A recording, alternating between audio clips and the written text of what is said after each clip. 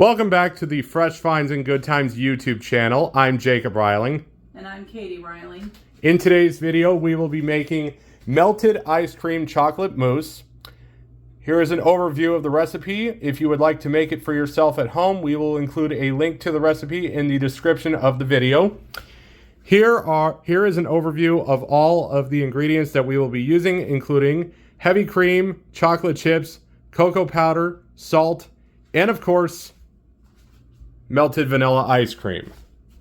And this is a delicious treat that you can make fairly easy on a hot day such as today for your family to enjoy. So now we are going to take the ice cream, which is in here. Okay. Going to be putting that into the saucepan.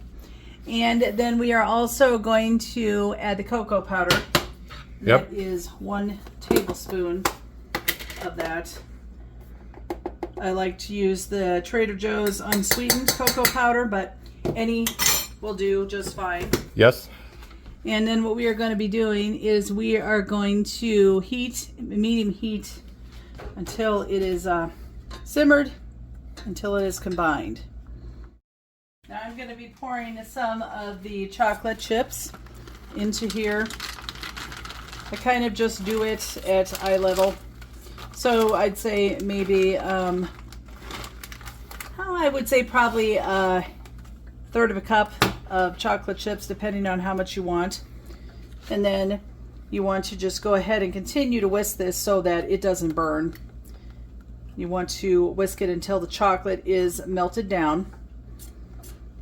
And you want to keep it on medium heat just to make sure that it comes out evenly and doesn't burn, because if you've ever had burnt chocolate, it doesn't taste very good. It doesn't smell very good either. So that's also why it's important to continue to whisk this consistently so that you get a nice, even, as you can see, melt and everything goes in there. And as you can see, the chocolate is starting to melt nice and evenly. So this is your finished product when you have got the chocolate chips melted in with the ice cream and the cocoa powder, and it should be like this, where it's not sticking to the bottom of the pan and it's nice and smooth like that. So the next thing we're going to do, so we're just going to set that aside for a moment, and we're going to come over here where I have my egg whites, and we're going to be whisking these until we get nice stiff peaks. I've already put the pinch of salt in there. This usually takes a minute or two to get it nice and stiff. You can use room temperature eggs if you want. If they're not exactly room temperature, it'll still work. You just have to make sure that you separate them out so you don't get any of the yolk in there. So I will whisk this up now, and then once that's done here in a minute or two, we'll add it to our chocolate base over there. All right, so now, as you can see, we have our egg whites in there. And what I'm going to be doing is I'm going to be putting that in with the chocolate in here. So it's telling me that I'm going to take 1/3 of the egg whites and put them into the chocolate base. So we're just going to put about that much in there. And then what we're going to do is we're going to whisk them into the chocolate base. So we're just going to gently put them in here. And I had to use my whisk on my mixer to do that. I tried to do it by hand and it just took a little bit too long. So if you've got a mixer with a whisk attachment, it would be the best way to do that. And see, it's nice incorporated into the chocolate mix there. Then once we do that, is we're going to, and it's telling me to gently fold in the rest of it. So we put in a little bit at a time, and then I always just like to get the remaining out.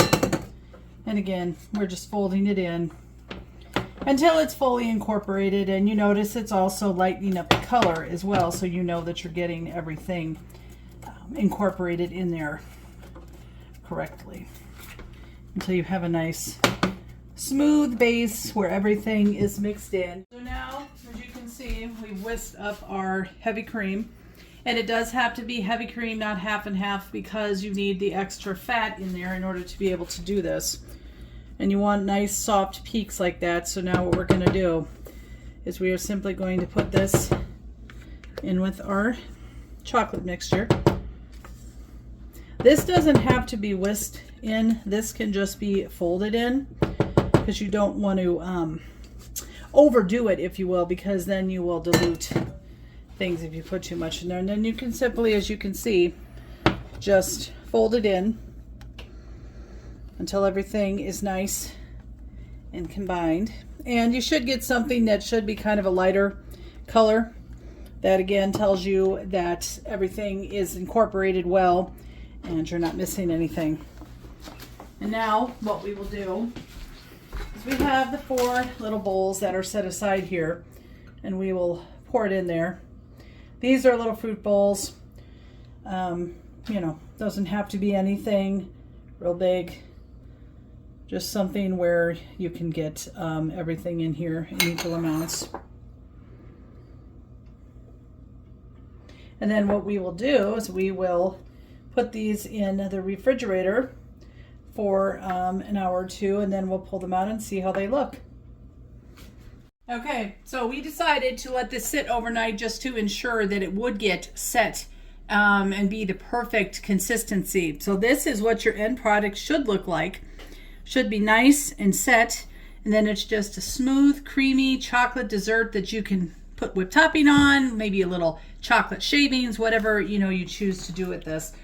We were able to make 5 servings with this recipe. So we hope that you enjoy it. We have included that in our video, and we will be doing another video shortly, making dinner as well for another recipe that's easy and quick for your family. All right, this has been the Fresh Finds and Good Times YouTube channel. I'm Jacob Reiling. I'm Katie Reiling. And we will see you for the next video. Have a good night, everyone.